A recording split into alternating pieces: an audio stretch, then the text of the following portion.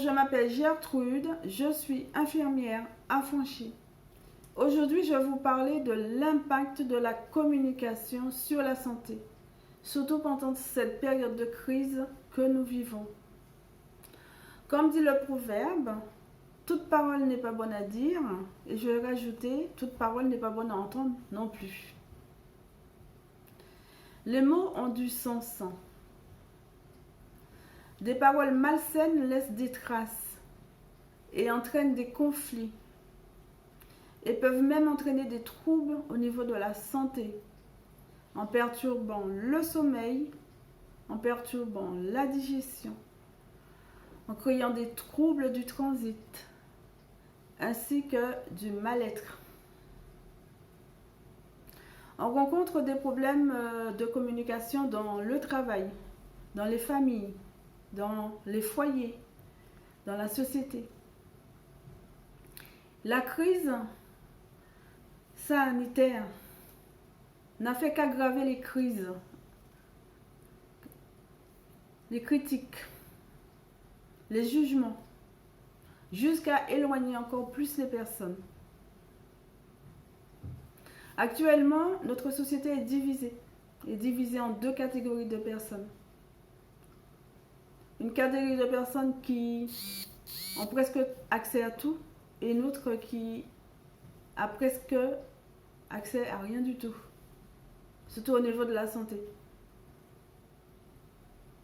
Pour moi, dans une société telle que la nôtre, nous devons pouvoir communiquer en toute souplesse et vivre en harmonie.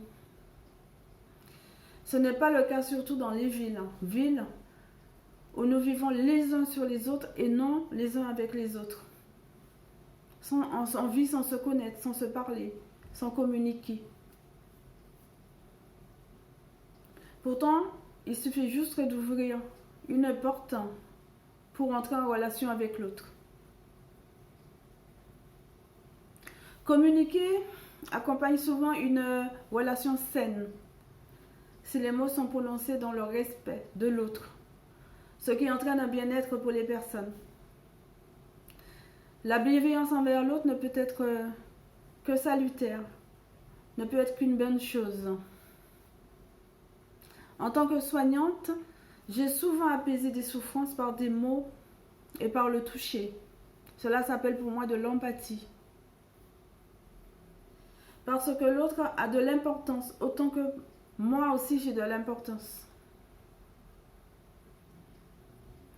Chose qui n'est pas toujours de nos jours présente dans notre société. L'empathie est de moins en moins courante. Soigner ne comporte pas que de donner des médicaments ou de faire des soins techniques. L'homme en général est un être pensant, vivant, qui a besoin d'être en relation avec l'autre pour exister, pour être et pour rester en bonne santé. La solitude, elle a le grand mal. C'est un mal qui pèse sur notre société actuellement. Et ça pèse de plus en plus. Donc, être en bonne santé, ce n'est pas qu'avoir dans nos assiettes les 3 repas au quotidien. Ce n'est pas que se vêtir, se laver. Ce n'est pas respirer, se mouvoir, communiquer. Et communiquer est un facteur qui est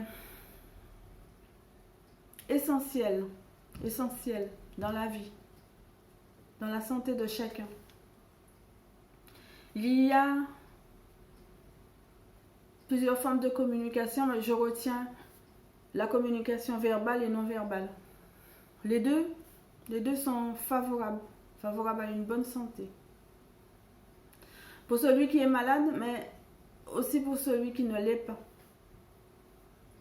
Donc, communiquer, c'est soigner, c'est accueillir, c'est construire. Cela permet la mise en confiance de l'un envers l'autre et la vie en harmonie.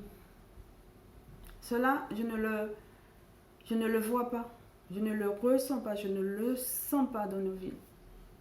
Nous ne communiquons pas. Pourtant, nous avons des moyens de communication qui ne nous apportent pas grand-chose. Ces derniers temps, nous souffrons d'un manque de communication en cause avec la camisole que nous portons depuis plus de 2 ans. Et les gestes barrières n'ont pas aidé à améliorer cela. Ces gestes nous ont ne nous ont permis qu'à détériorer nos relations. Nous sommes devenus des êtres froids, distants, égoïstes, en peine de communication. Et ça, dans nos propres familles. Je me pose donc la question suivante. Sommes-nous toujours des êtres humains? Des êtres humains qui sont normalement amenés à vivre ensemble, à communiquer, à être tout simplement. Alors, ne serait-il pas temps pour nous de recommencer à communiquer dans le respect et dans la paix, dans l'entraide? Et ça, pour nos enfants, pour l'avenir de nos enfants. Alors, adultes, êtes-vous prêts à communiquer pour changer notre société, pour qu'on puisse vivre dans une meilleure société? Voilà.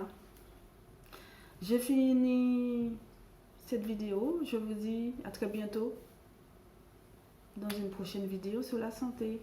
Alors, communiquez et restez en bonne santé. Je vous souhaite que du bien. Au revoir.